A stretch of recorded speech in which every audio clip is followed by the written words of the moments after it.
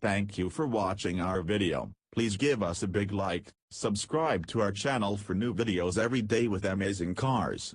Leave us your opinion in the comment section on the video. Thank you. Though cars and space travel are very different industries, there may be more benefits to Tesla and SpaceX sharing a CEO than shooting Elon Musk's Roadster into space. Tesla's earthbound cars could benefit from a satellite broadband network that SpaceX is working hard to launch into orbit. CNBC reports that autonomous cars, such as Tesla hope to achieve one day. Autopilot is absolutely not full autonomy, contrary to popular belief, will generate and consume a massive amount of data.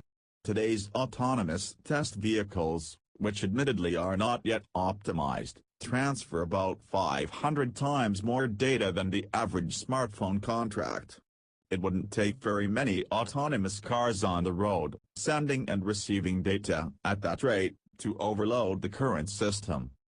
Fortunately, Elon Musk not only has Tesla, who makes cars that are reportedly already equipped with all of the necessary hardware for fully autonomous operation. Future software updates would theoretically enable this. He also has SpaceX, a company in the business of launching satellites into space. Ars Technica reports that last month the Federal Communications Commission approved a SpaceX plan to launch a network of 4,425 small satellites called Starlink, not to be confused with Subaru's Starlink infotainment system, into low Earth orbit to provide continuous broadband service worldwide. This could be exactly what Tesla needs to manage its own data without bogging down the ground-based cellular networks. Unlike sending a Tesla to Mars, this concept is really not far-fetched at all. SpaceX has already launched numerous satellites for the Iridium network, which Zach Bowman tested while living in a truck for 9 months and found works quite well. The last SpaceX launch on March 30 released 10 new Iridium satellites into orbit to improve network coverage, with more launches planned later this year. Traditional communication satellites, as well as GPS satellites, orbit the Earth in a circular orbit 22,300 miles above the planet. This is called geostationary orbit because it takes exactly 1 day to orbit the Earth, meaning that the satellite is always over the same point on the Earth's surface. But it is much more expensive to place a satellite into this higher orbit than low Earth orbit, which is just a few hundred miles above the surface. Additionally, communication with satellites farther away requires larger antennas and more transmitter power than a low Earth orbit satellite.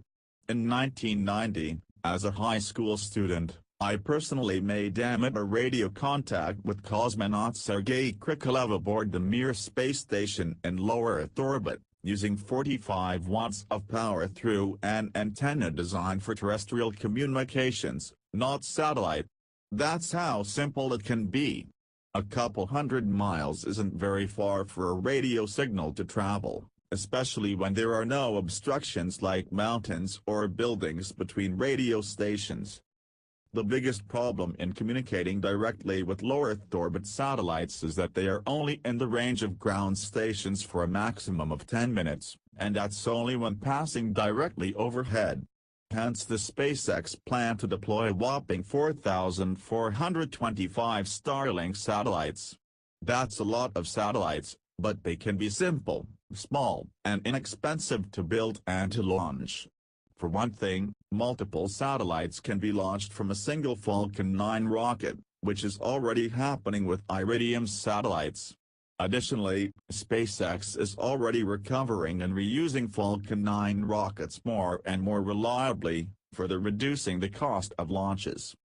With 4,425 Starlink satellites swarming the Earth, there will be at least one satellite overhead anywhere on the globe at any time, which means uninterrupted access from the ground, or ocean, to the Starlink network.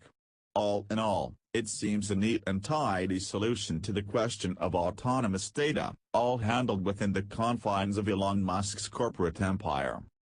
We've reached out to Tesla to see what it has to say about the future of autonomous car communications through the SpaceX Starlink network, and we'll update if we hear back. Thank you for watching our video. Please give us a big like, subscribe to our channel for new videos every day with amazing cars. Leave us your opinion in the comment section on the video. Thank you.